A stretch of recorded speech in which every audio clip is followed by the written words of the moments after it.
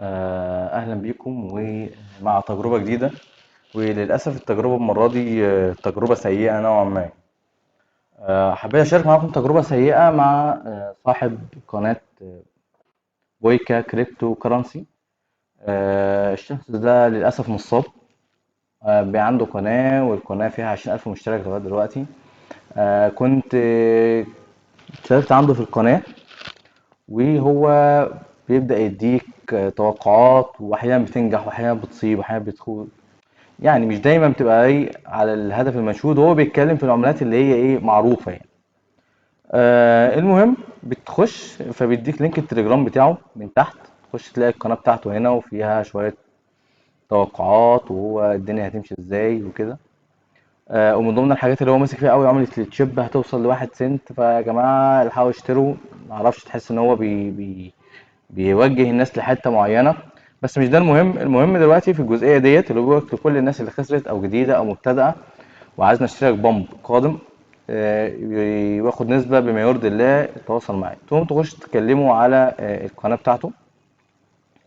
دخلت كلمته على القناة، بعت له الإعلان اللي هو بيتكلم عليه دوت. قلت له طب الوضع عامل ازاي؟ قال لي حضرتك بتبعت مبلغ وبعمل لك الأرباح وباخد نسبتي 30% من الربح. تمام، ماشي. ببعت لك المبلغ عن طريق ايه؟ بيقول لي انت ايه؟ قلت له باينانس. قال لي مفيش مشكله، بتبعت لي وابعت لك USDT. الدنيا تمام لغايه هنا، الدنيا تمام مفيش مشكله. البامب امتى؟ بعد 3 ساعات.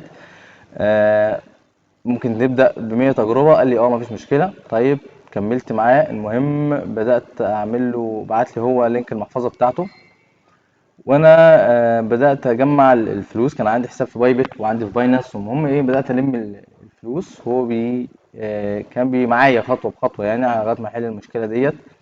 وفي الآخر حولت له الفلوس، هي 98 دولار. بعتهم له. قال لي انت عايز تشارك بالمبلغ ده بس، عشان مش هينفع تشارك تاني. اللي هو انت يعني ايه يا باشا، هات بس اللي معاك وانا هروق عليك. تمام، يعني مش هينفع اشارك تاني في نفس البامب. قال لي لا مش هينفع اشارك تاني خالص نهائي، يعني هي المره دي وخلاص. ازاي؟ كام راس مالك حبيبي وانا هوجهك وانصحك بما يرضي الله. متخيل انت الموضوع؟ ايمان عالي قوي يعني. قلت له حاجه بسيطه، كل اللي معايا في حدود 150 على اللي بعته لك، يعني 250. قال لي يا دوبك يجيبوا لك ربح معقول، لكن 100 قليله. في حدود كام؟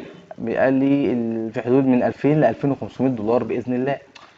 دي اللي هي 25000 دولار. 25000 دولار باذن الله. فكده الموضوع، لا انت هاخد مثلا انا عايز 2000 دولار يا سيدي، انا بعت لك 100 دولار مش مشكله.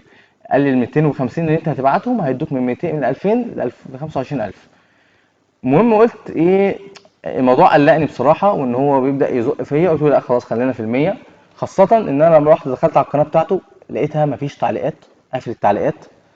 تفتح تخش قناه التليجرام، هو بس اللي يقدر يبعت، مفيش حد يبعت لك حاجه تاني. فتمام. دخلت عليه. المهم بدات احس بعد ما حولت الفلوس، بدات احس ان انا بيتنصب عليا. طب قلت له ممكن اجل وتسحب لي فلوس تاني وترجعه لي. قال لي ازاي؟ انا اشتريت مش عارف ايه، انا ممكن قايل لي 3 ساعات لسه. طيب تساعدني معلش، انا محتاج الفلوس. بدات اعمل اي محاوله بحيث ان انقذ زمانكم من انقاذه يعني.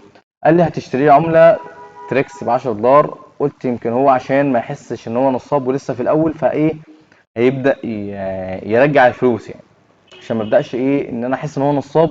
فالمهم قلت له ماشي النظام. من هنا لهنا بدات احل له.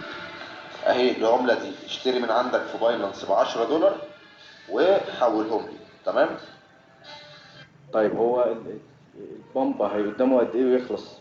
بحيث ان هو لما انا جيت حولت له.